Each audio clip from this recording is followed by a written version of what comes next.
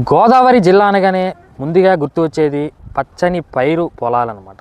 ముఖ్యంగా గోదావరి జిల్లాలో పచ్చని వాతావరణంలో ఎప్పుడు తొలకరి మాసంలో పచ్చని వరి పైర్లతో కలకలలాడుతూ ఉండే పంట పొలాలు నేడు ఎలినినో ప్రభావంతో ముఖ్యంగా గోదావరి జిల్లా మీద, ముఖ్యంగా రైతుల మీద నష్టం చేకూర్చిందని చెప్పుకోవచ్చు. నిన్న పడిన తొలకరి జల్లుకి కొద్దిపాటి వర్షంతో పంట పొలాలు కొద్దిగా నీరు చేరడంతో అత్యధికంగా నీరు ఉండాల్సిన ప్రాంతంలో కొంత మాత్రమే నీరు చేరుకోవడంతో ముఖ్యంగా జిల్లాలో మొత్తం 2,35,318 ఎకరాల్లో ఖరీఫ్ పంట సాగు చేయాల్సి ఉండవచ్చుగా 1,1387 ఎకరాలకు మాత్రమే సాగునీరు సరఫరా అవుతుంది.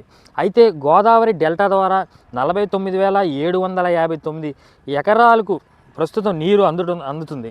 అయితే ముఖ్యంగా చెప్పాలి అంటే కృష్ణా ఈస్టర్ కేఏ కాలువల ద్వారా 51,629 ఎకరాలకు సాగునీరు అందుతుంది. ముఖ్యంగా మనం చూస్తున్న వీడియోస్లో అయితే ఈ పంట పొలాలు కేవలం కాలువల ద్వారా వచ్చిన నీరు ద్వారా ఈ వరి నాట్లు వేయడంతో కొనసాగుతూ ఉందన్నమాట.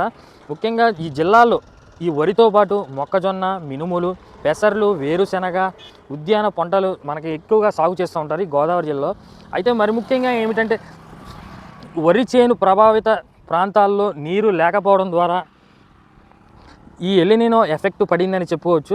రైతులకు అధికారులు సహకరించి ఈ నీటి ద్వారా ఈ సకాలంలో రైతులకు సహకరించి అధికారులు ముందస్తు చర్యలు తీసుకొని ఇకనైనా దానికి తగ్గు చర్యలు తీసుకుంటే రేపు రానున్న కాలంలో ఈ వరి చైన్లు దెబ్బతినకుండా రైతే రాజుగా నిలబడతా ఉంటాడు.